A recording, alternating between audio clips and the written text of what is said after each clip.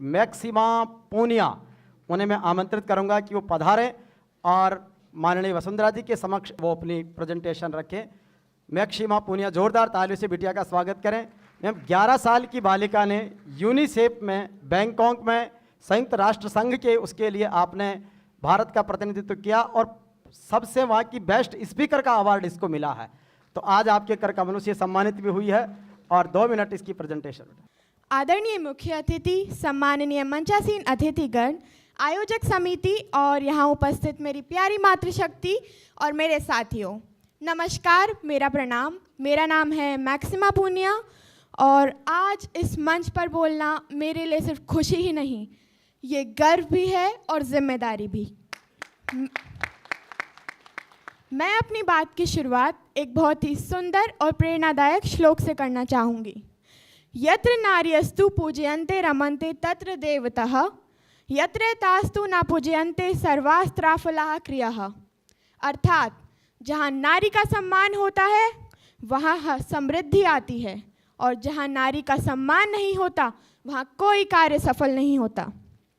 और आज यह मंच इसी शक्ति और सम्मान का प्रतीक है।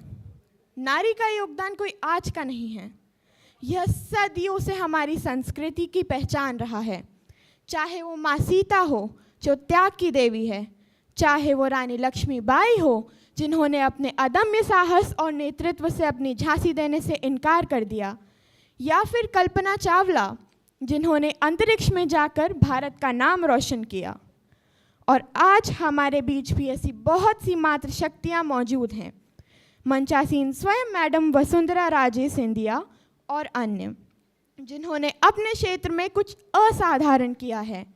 आप सबको देखकर मुझे सच में लगता है कि एक महिला जब नेतृत्व करती है तो वह केवल शासन नहीं करती, वह समाज को दिशा देती है। मैं अभी कक्षा 6 की एक छात्रा हूँ और शायद आज इस मंच पर बोलने वाली सबसे कम उम्र की वक्ता भी हूँ, लेकिन मैंने यह बात बहुत अच्छे से सीख ली है कि उम्र छोटी हो सकती है लेकिन सोच, हौसला और जज्बा नहीं। मुझे अब तक अलग अलग क्षेत्रों में 50 से ज़्यादा पदक जीतने का अवसर मिला है,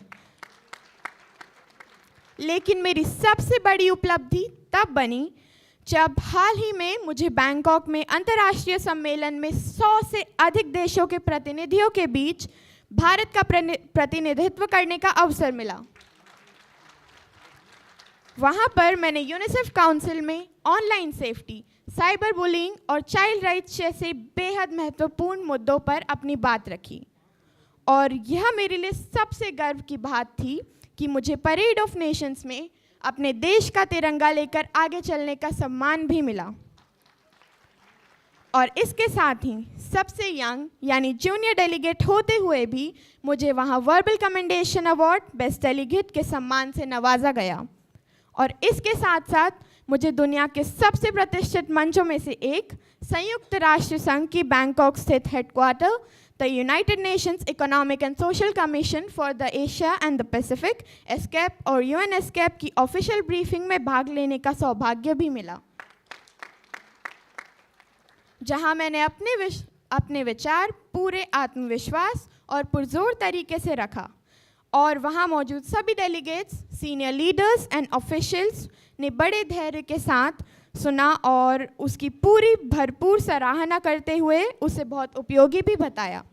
और उस दिन मैंने सच में महसूस किया कि जब एक लड़की बोलती है तो सिर्फ शब्द नहीं निकलते, उसके जज्बात भी सामने आते हैं और तब शुरू होता है एक बदलाव।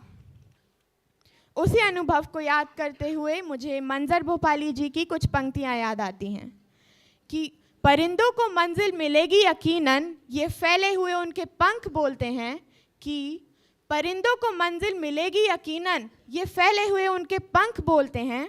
वो लोग रहते हैं खामोश अक्सर, ज़माने में जिनके हुनर बोलते हैं, ज़माने में जिनके हुनर बोलते हैं।